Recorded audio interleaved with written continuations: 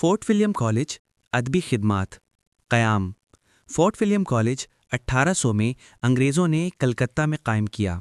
اس ادارے کا مقصد انگریزوں کو مقامی زبان سکھانا تھا۔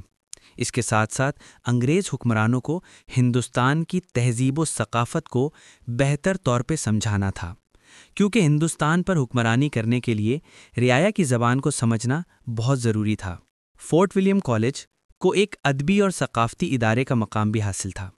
اس ادارے میں مختلف زبانوں کی ادبی ترقی میں اہم کردار ادا کیا، جن میں اردو زبان کا نام بہت نمایاں ہے۔ اردو ادب پر ثقافتی اثرات۔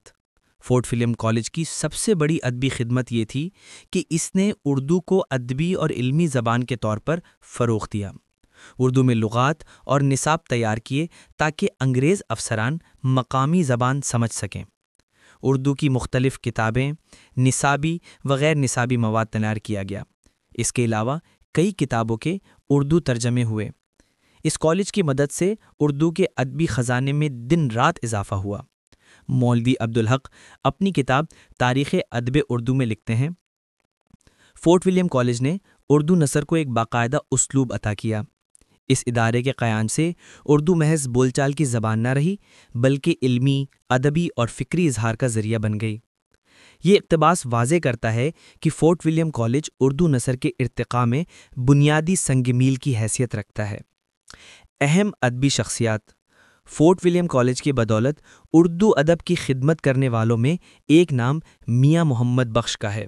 انہوں نے اردو اور فارسی میں متعدد تراجم اور علمی کتابیں تیار کیں۔ اسی طرح میر حامد حسین نے ادبی و لغوی کام میں معرفت حاصل کی۔ کئی مقامی ادبا نے بھی اس بہتی گنگا میں ہاتھ دھوئے۔ ان ادبا کے توسط سے تاریخی اور اخلاقی موضوعات نے بھی اردو ادب میں جگہ لی۔ ادبی خدمات۔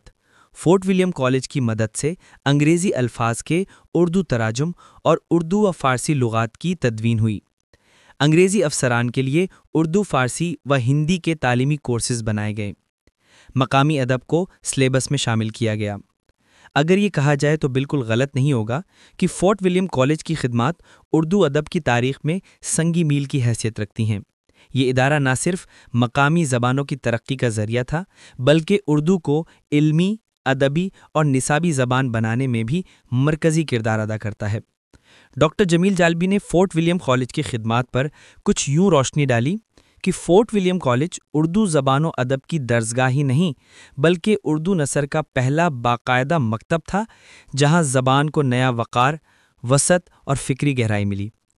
یہ اقتباس اس بات کی قاضی دلیل ہے کہ ڈاکٹر جمیل جالبی نے فورٹ ولیم کالج کو اردو ادب کی باقاعدہ بنیاد رکھنے والا ادارہ قرار دیا، جس نے نثر کو منظم اور باوقار اسلوب دیا۔